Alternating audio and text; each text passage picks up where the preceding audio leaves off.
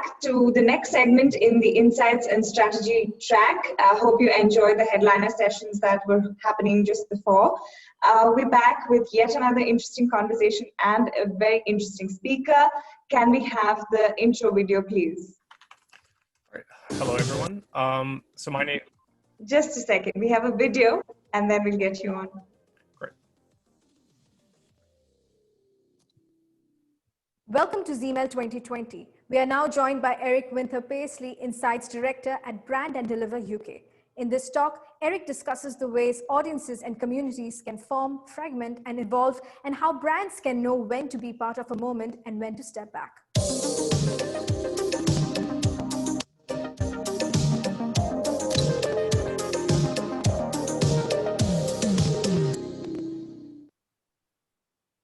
So audience, you know the rigor, #ZMelt, and the Q&A box is at the bottom of your screen. So if you have questions for Erik, please shoot them. Erik, the stage is all set for you. Looking forward to this conversation and what you have to present. So take it away. Thank you. Let me just share my screen. There we go. All right. Can everyone see this? Yes, we can. Great. Excellent. So the title of my talk is Criss-Crossed Communities, and I'm wanting here to take a little bit of a chance to look at what we can actually learn from the recent global experience that millions, if not billions, of people have had of lockdowns happening first on city level and then national and global level. It's quite a unique cultural moment, and I think it's one that where we can learn quite a lot about what kind of communities that we have, and also where conversations are playing out and how brands can be a part of that if and when it's appropriate for them to be. So the first, just click here. So the first question I really have that I think is really fundamental to this, and it's a question of what's actually in a community. So like community is a term that gets thrown around quite a lot. It's almost as loose a term as consumer or audience, but let's actually take a little bit step closer and look at what are the constituent parts of community and what do we actually mean when we use this term, because it isn't always self-explanatory, even if we think that we're talking about a defined group of people or a defined segment. So let's just look a little bit at the parts of it. And the problem is right now with community is that, as Bonnie Nardi, who's an anthropologist, said, that perhaps language is still catching up to technologies that have altered human possibilities in ways we're only beginning to grasp. We have a different kind of community now than we did 40 years ago before the internet, or at least 25 years ago, since the consumer internet became quite broad. But we're still very much using a language around communities that's founded in basically classic sociology, anthropology, and marketing theory. It's quite a static view of what community is. So I did the classic thing of pulling up like a dictionary definition of community, and as you can see here, this is a term that has a lot of luggage, and it has quite a lot of different directions it goes in. So for one, we have a group of people living in the same space or having a particular characteristic in common. Then we have people who are people considered just simply collectively in the context of their values or responsibilities. In this case, what we really mean is actually society rather than community, but community will often be referring to a more specific subset of a wider society. Society is basically kind of an archipelago of interlocking communities, or at least in some conceptions of it. But then we also have something like a feeling of fellowship, a result of sharing common attitudes and interests. And at this point, the definition of community becomes a lot less about practical networks on the ground and a little bit more about emotion. So really, we have a concept that, on the one hand, online communities or communities in general seems quite unitary, but once we start breaking it down, we can, at the very least, split it in two. I've split it here between sociality and solidarity. So sociality in this case refers to like actually existing social networks, friends, families, ethnic groups, like actual ties between people, whether that's something that's institutionally created, for instance, such as former classmates, but it could also be, your local neighborhood. This vision of community is all about connections, and ultimately it's about proximity. It's about how close you are to each other and how strong the links between you are in actually existing lived life. On the other hand, there's a different side of community, which is about solidarity, which is the emotional side of it. So this is like actually feeling connected, feeling similar, feeling that you're in line with other people, feeling that you have things in common and that you share, certain aspirations and dreams and so on. And I think when you look at like the history of how people talked about the internet and how people talked about online life in general, very much what you saw is that we had this idea that these two pillars you see here would basically be a movement. Like basically, we would start out on the internet. We'd start out in offline world with these like hard and fast network connections, and then we would move on from there into purely interest-based communities. And while that's certainly something that happens to some extent, it isn't at all the total face of sociality on the internet. And very much we actually see that people sometimes will either try radically hard to create these kind of fixed social networks and connections and proximities, work really hard on tying things together and creating something fixed. And then other times they're rebelling, they're becoming anonymous, they're switching between loose networks and loose commonalities of interest that they may only just have heard of on the internet, but actually never encountered anyone who subscribed to. So there's quite a seesaw effect between basically what you have on the right side, solidarity, the affective and emotional side of community, and then on the left, the practical, sociological reality of existing human networks. And then between them all, we have the third aspect here, which is action, like either collective action or everyday activities. This is how the community that you're looking at is playing out. So it's not just a passive identity that you belong to. It's not just a whimsical idea of something that you could aspire to belong to or could perhaps one day be a part of. It's also, community life. If you're trying to study that, if you're trying to engage people, you need to look at what actions they actually take. Are they going to events together? Are they hanging out in the same WhatsApp groups? Are they, on the same email chains? But all of this is also very much part of what online sociality and online community life is. And I think that's quite an important aspect to bring in together. So really, in sum, I think part of our problem in thinking about communities online is that community covers both affect and networks. It covers connections that are abstract, as in like I could vaguely feel attached to, for instance, a brand community to be very marketing heavy, but I could also feel like an abstract kind of connection to a person whose blog I've been reading for years, but that I've actually never engaged with personally. And I speak from personal experience. Growing up in the 90s, I had access to this old internet that had already been around for so long that I got to sort of explore and dig into and look around into communities that I really had no standing in, I really had no tangible connection to. So it was really just a question of these abstract communities being, for me, something that I absorbed and took in as something that was quite interesting. But on the other hand, very often you'll end up meeting people and then the connections become concrete. And it also is about community is also something that activates identities that are contingent and persistent. And I use this terminology with a bit of hesitation. So I think a contingent identity in this case would be an identity that is tied specifically to a particular place or a setting or a social context, where something that, where you, for instance, if you meet up with a group of hobbyists, you, for the purposes of that meeting, you're engaging them as a fellow fan and so on, but you also have some identities or some aspects of your identity that are more persistent. You might be a mother, or you might belong to a particular religion, or you might, have an age which has, affected you in some ways, or shaped how you engage with the world.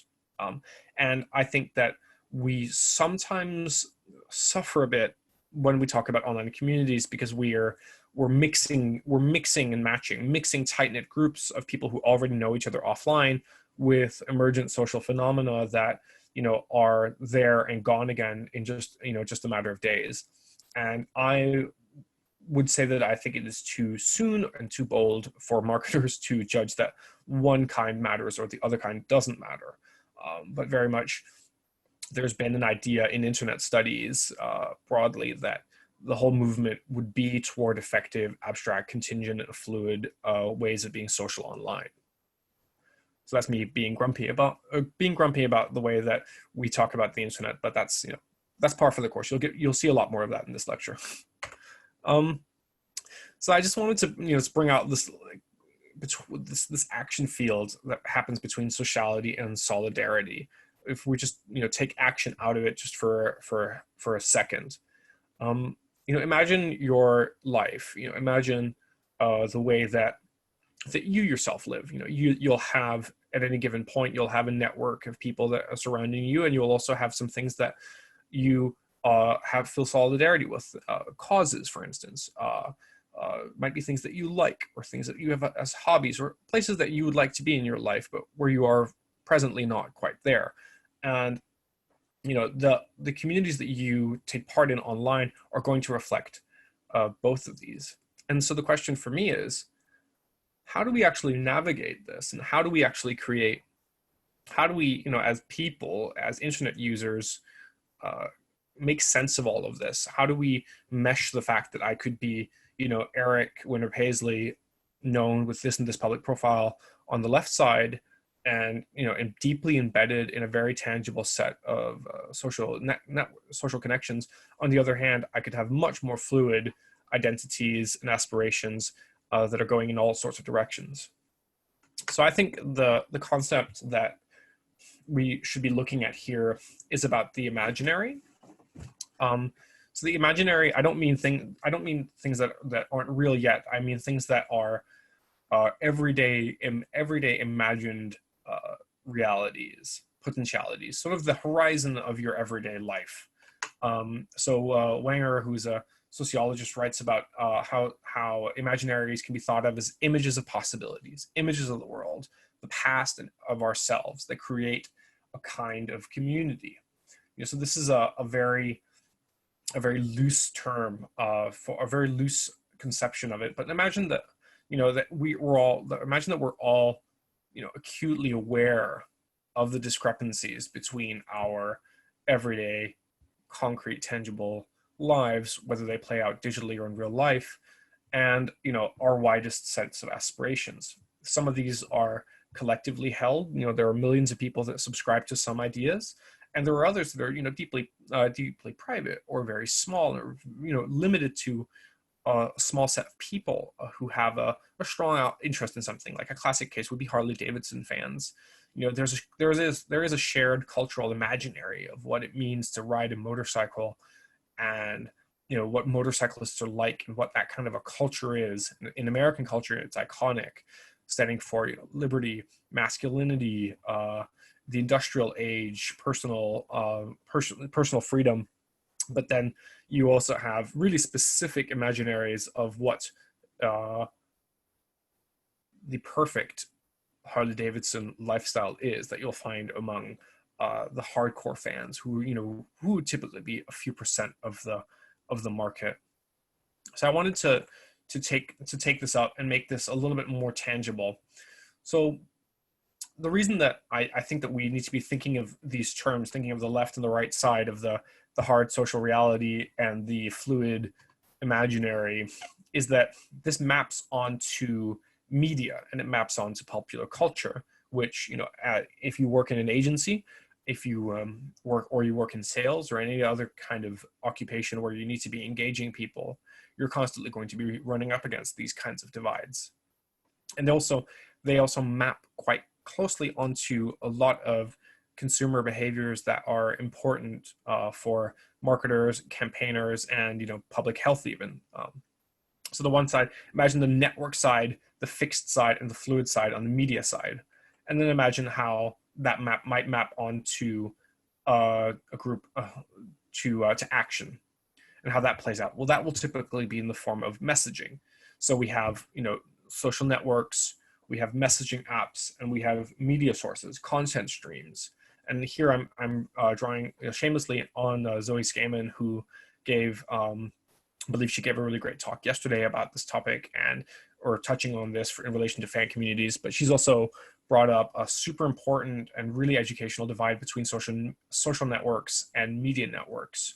So just to spell this out even a little bit more, so let's imagine a fictional consumer. Let's call him Derek. There may be a certain similarity. You may see a certain similarity between me and him, but I assure you that's purely coincidental.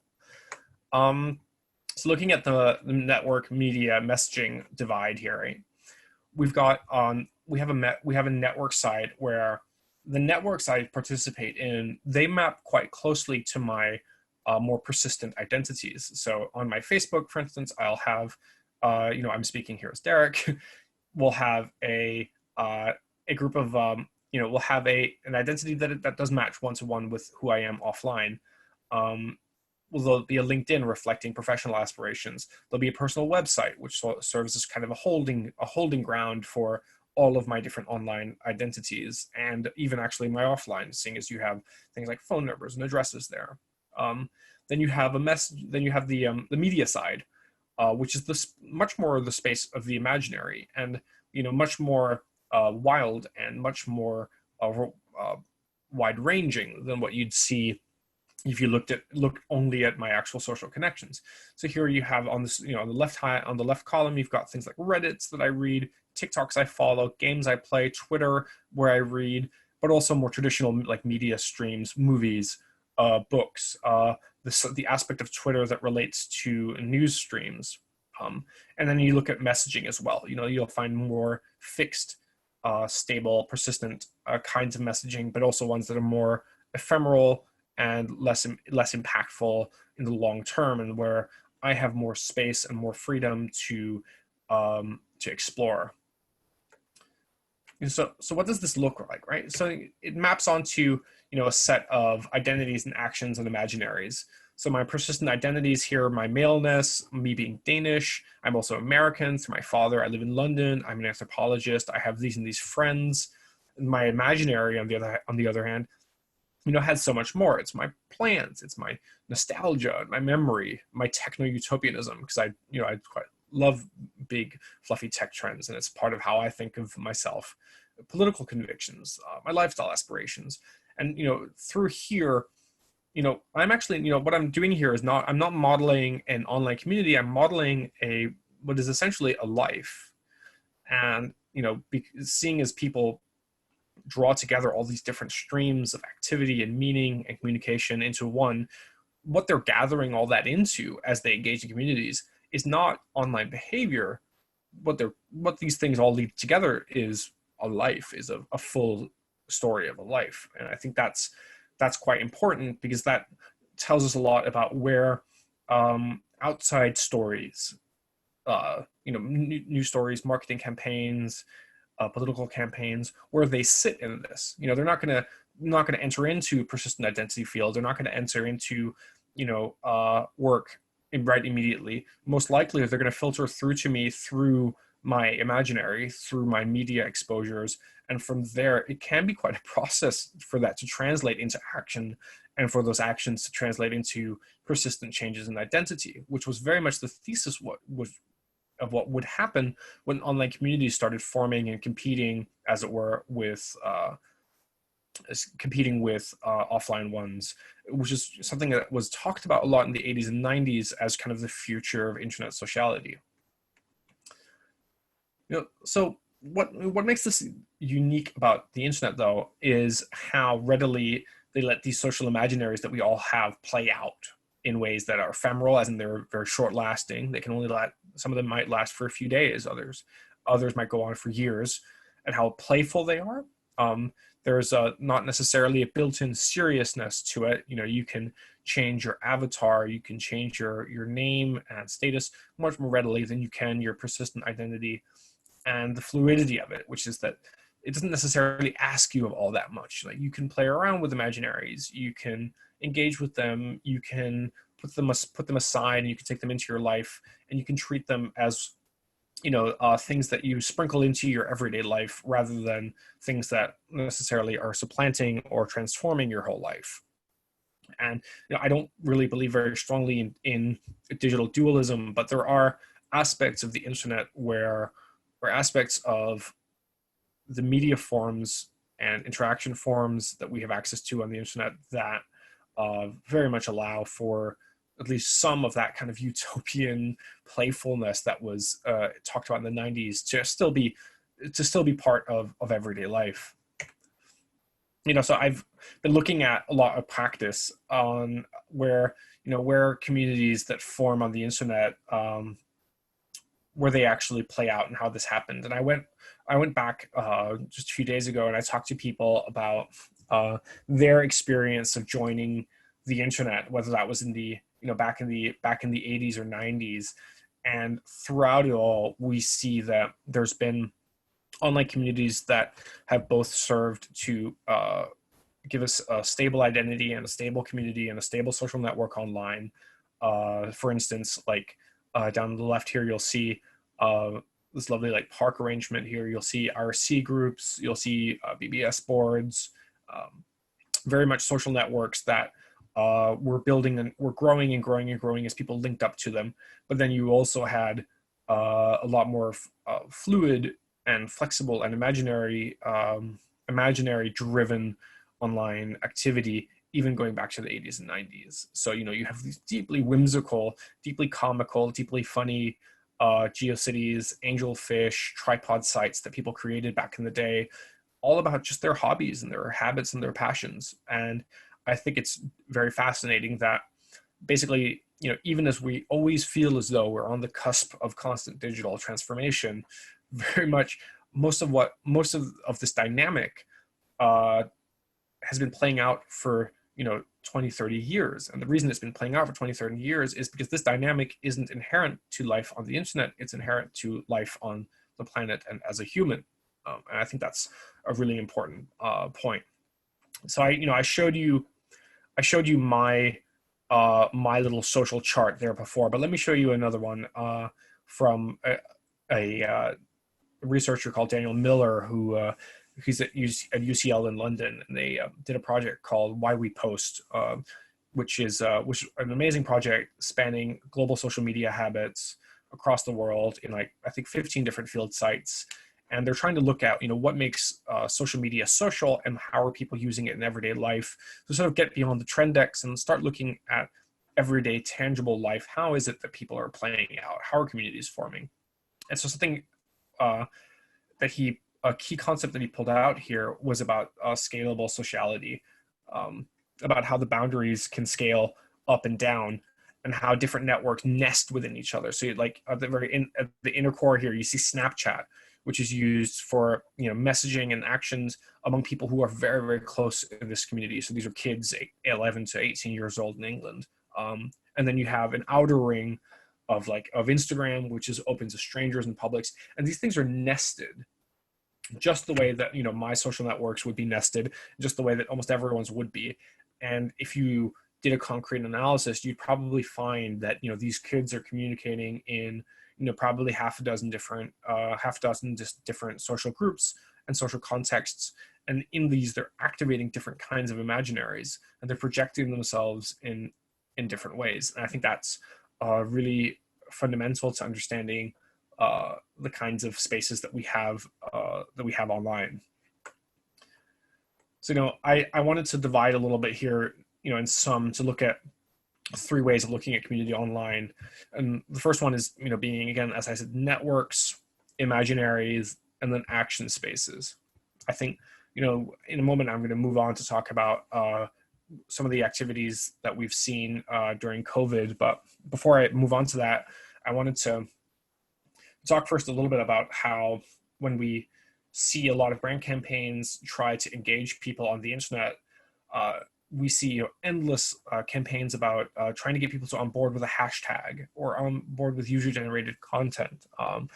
We're trying to get people to create community action, like create a movement. I don't know how often I've heard that term in marketing. You know, we want to create a movement about this, when really there is they're trying to create movement and action without having a solid basis, either in existing social networks or in a pervasive, persuasive, engaging imaginary. So really what you're just giving people is this kind of static hashtag, like a ball that doesn't bounce, and telling them to please play with it. And I think that's definitely a danger of trying to communicate with on a community-based level. It's almost safer, as it were, to talk to people through imaginaries, because at least then you're engaging them to some extent as individuals. But even so, you're pretending, you're trying to be part of an aspect of their life where they, you know, are more open to stories and more open to new things happening. All right, so let's just look a little bit at some COVID responses that we've seen. And, you know, this is covering billions. This is, you know, a media phenomenon that has for the first time impacted billions of people in a shared media context. And so it's difficult to be as concise, or to be as exhaustive as you might be able to if it were a smaller set of circumstances.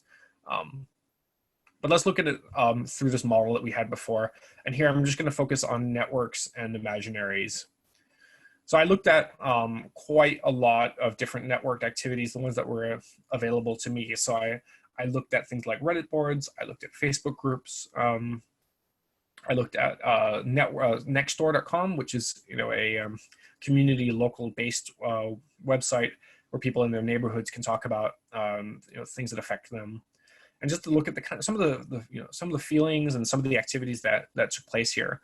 So obviously we have fear. You know, this is a frightening time. We have conspiracism, where people are trying to tease out explanations for this crisis in ways that they couldn't, you know, because they're having trouble imagining or having trouble accepting it. So they're you know, linking up with other people to talk about alternative theories for why this is happening. There's a lot of frustration happening online, obviously. You also see, you know, great amounts of solidarity, fundraisers, people fundraising, people volunteering, people helping neighbors through their support. And then also just all in all, you get a lot of sense making. You know, this the network side of it is the point at which, you know, once things enter social networks to people, they become a lot more real than when they are just in the news. You know, if it's someone that you know, or someone that, you know, a friend of a friend knows, all of a sudden as part of your social life, it crosses a threshold from being a media or an imaginary phenomenon into being something that's, you know, deeply real. And I've seen a lot of this kind of sense making happen in a way that's quite unique. I think there was a recent poll of Americans showing that either 6 out of 10 Americans either had COVID or knew someone who had been impacted by it. I think that's a very unique circumstance.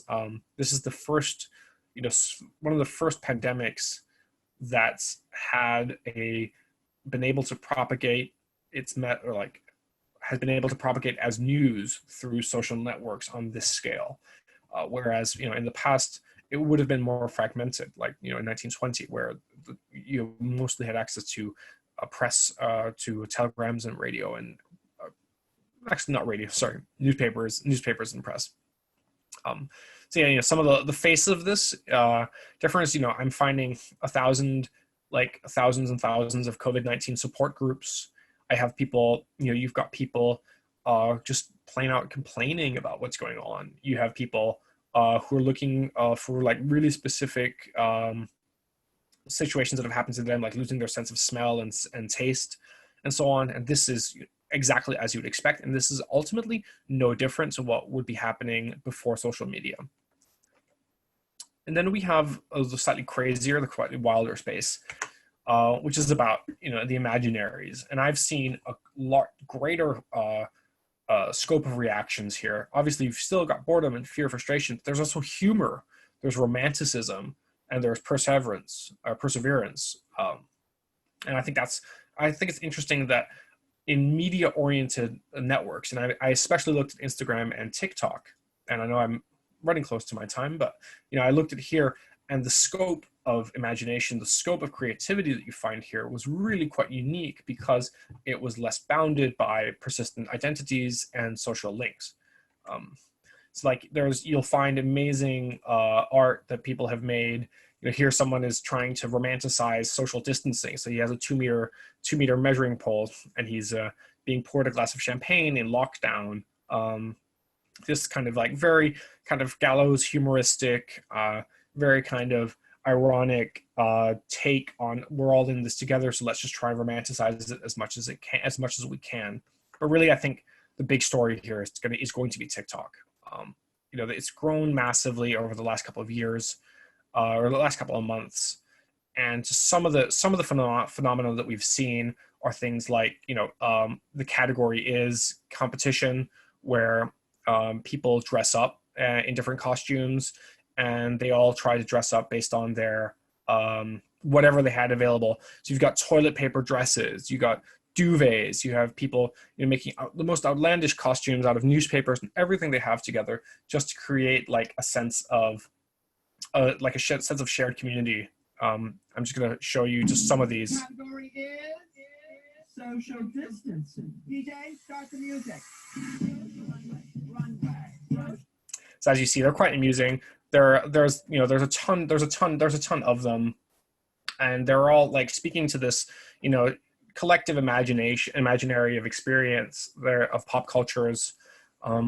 They're speaking to they're creating ways for people to engage with a wider community than people they know in normal life, and they're also creating an intimacy of experience, because we're seeing this directly broadcast from people's homes, and we're seeing it broadcast from the inside of lives that we might not otherwise have access to. And with that, I think I will end, and I think we'll get to the question about whether brands should engage in the Q&A section.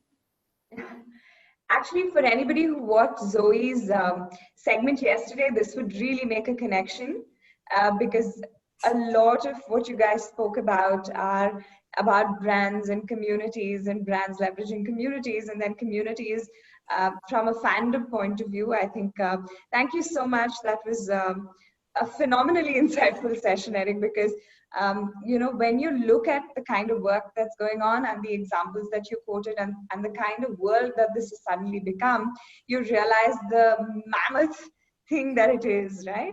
So the coming together of various online communities in such times has obviously shown exemplary growth, because like you were just talking, just the example that you were just talking about, but is this a phenomenon now that is here to stay, or is it because everybody is where they are that it suddenly peaked to such a peak and will come back to a sort of flat line?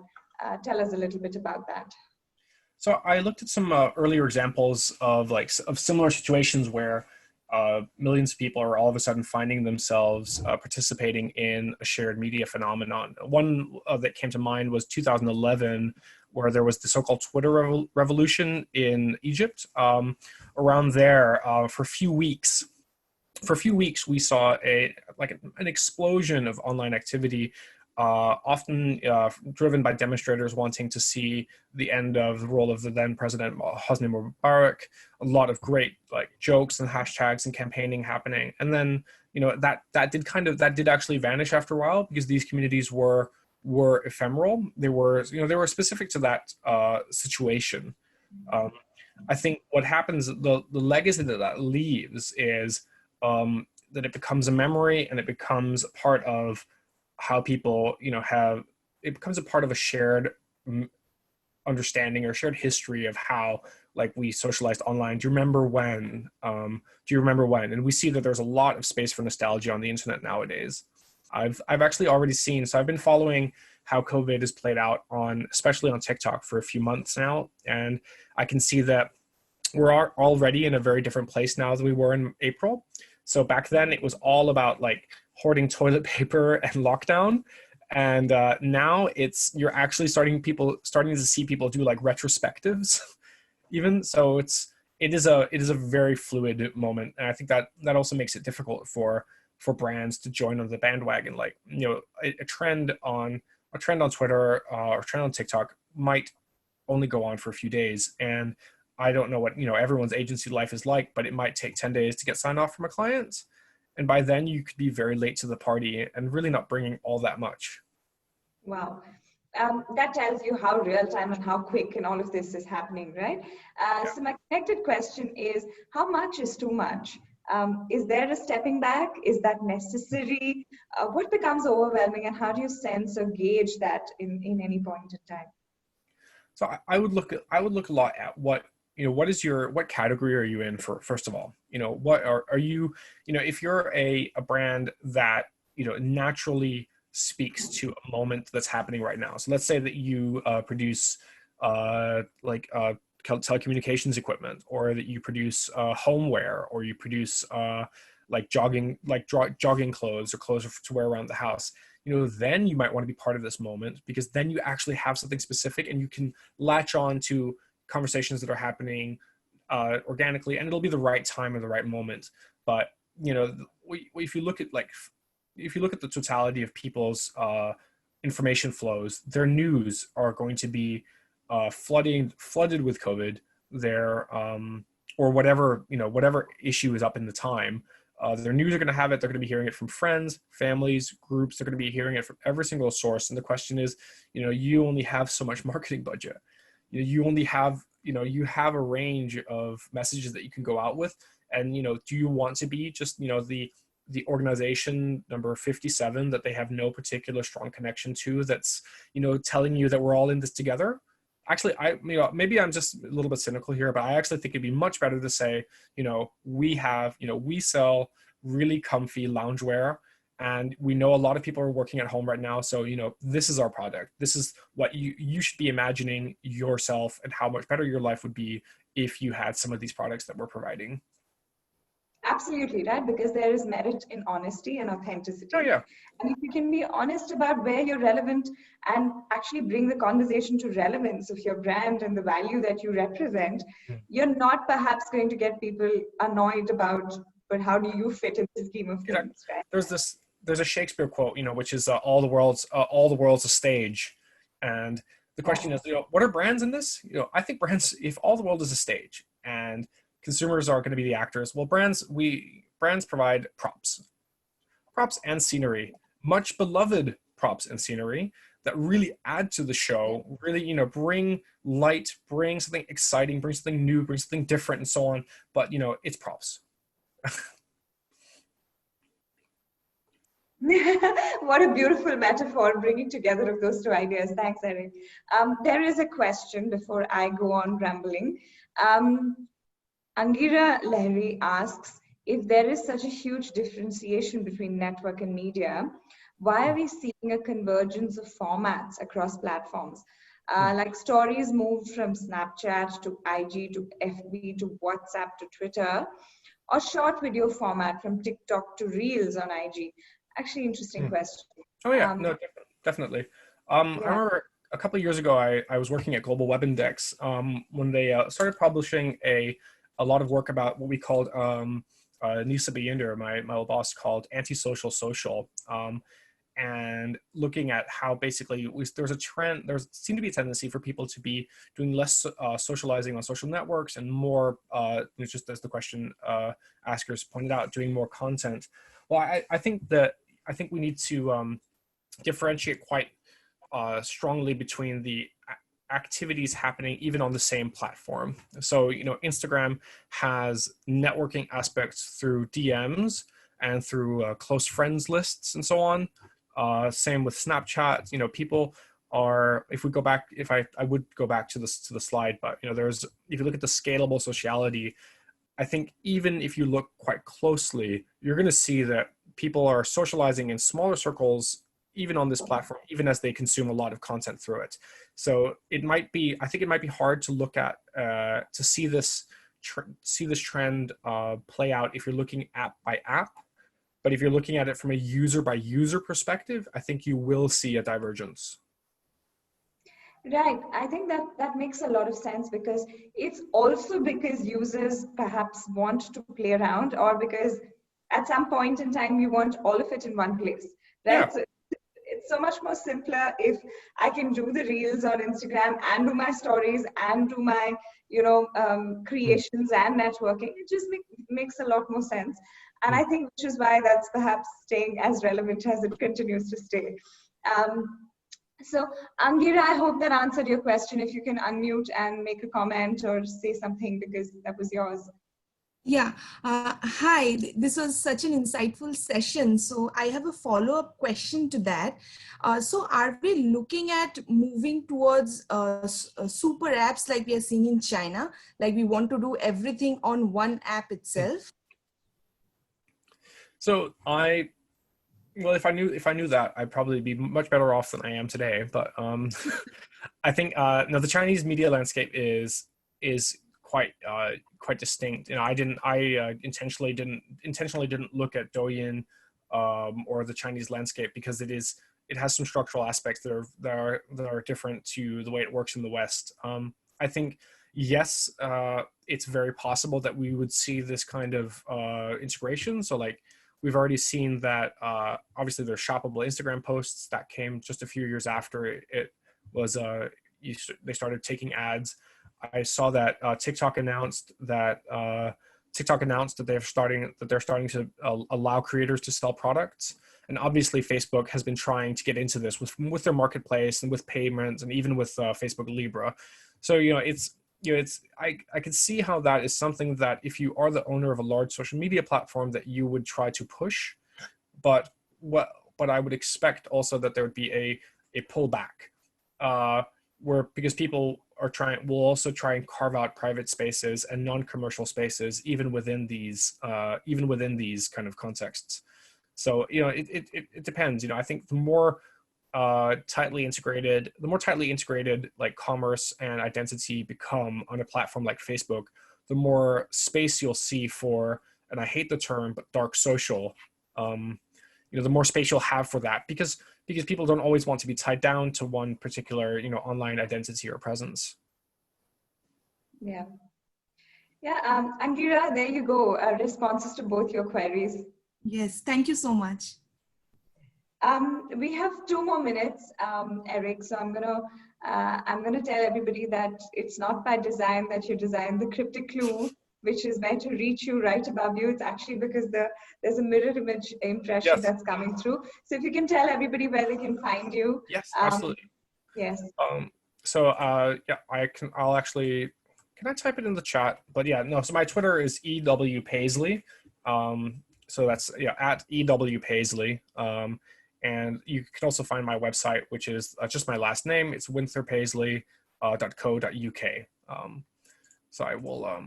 I don't actually know how to chat I don't actually know how to post a chat in Zoom while I'm on the call, but but yes, I'll just rename myself to my Twitter. Usually there is a chat window. Yeah, usually there's a chat window, but right now there's only a Q&A because this one doesn't have chat anymore. Yes. Right. There you go. I just added it to my handle there. Yes. Thank you so much. Thank you so much, Erik, for all of those insights, all of those anecdotes. And I think it's important to remember, I think as brands and as marketers, that the more you know, the more you have the ability to play with all of these ideas. So thank you so much for sharing some of those with us today. Thank you for joining us. It was an absolute pleasure. Thank you for inviting me. Sorry, I think there is, yes, somebody's typed in your handle to the All Q&A. right, thank you so much. Thank you so much, Erik. Lovely to have heard from you. Thank you. Thank you. Bye.